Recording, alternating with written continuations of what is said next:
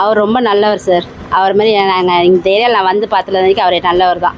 அவர் எனக்கு எங்கேயுமே வந்து என்னை விட்டு கொடுக்க மாட்டார். நல்லா சகஜமாக பேசுவார். சகோதரி எப்படி பேசணுமோ அவர் தான் பேசுவார். தங்கமான மனசர். அவர் இந்த மாதிரி ஆவார்னு நல்லா நினச்சி கூட பார்க்கல. காலையில் அவ்வளோ அழுது தான் வந்தேன் நான். எப்படி சொல்கிறதுன்னு தெரியல. இப்படி ஒரு இழப்பு இழந்ததுக்கு நாங்கள் ரொம்ப கஷ்டப்படுறோம். இந்த ஏரியாவில் யார் எங்கே பார்த்தாலும் அவரை மாரி யாரும் இது பண்ணவே முடியாது. அவரை மாதிரி சொல்லறதுக்கு எனக்கு ஒன்றும் வார்த்தை வரல. அவளை இது பண்ண முடியல சார், என்னால் அது தாங்க முடியல. அவர் அவ்வளோ நல்லவர். ஏன் அவருக்கு கடவுள் ஏன் இது பண்ணாருன்னு எங்களுக்கும் ஒன்றும் புரியல. அது நினச்சாலே இன்னும் மனசு ஆறலை, சொல்கிறதுக்கும் முடியல. அந்தமாரி தான் இருக்குது போயிட்டுருக்க. அவர் என்ன நினச்சிட்டு இது பண்ணாரோ எனக்கு ஒன்றுமே காலில் கூட அவங்கள பார்த்துட்டு நாங்கள் பேசிட்டு தான் இருந்தோம். அதுங்களும் இப்படி போய் மனுஷன் மாதிரி இப்படி ஆவாருன்னு நாங்கள் நினச்சி கூட பார்க்கல சார். அந்தமாரி இருக்குது. அவரை பற்றி பேசுறதுக்கு நாங்களாம் இது பண்ணுறதே கிடையாது. அவ்வளோ தங்கமான மனுஷர். எங்கே பார்த்தாலும் சகஜமாக ஒரு தோழிங்கக்கிட்ட பேசுகிற மாதிரி அவ்வளோ சகஜமாக பேசுவார். அவ்வளோ இதுவாக பேசுவார் சார்.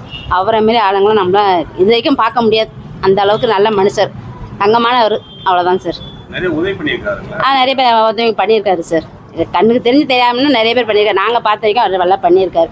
நல்ல தங்கமான மனுஷர். அதை தான் நாங்கள் சொல்ல முடியும். அதுதான் சார் எங்களுக்கு.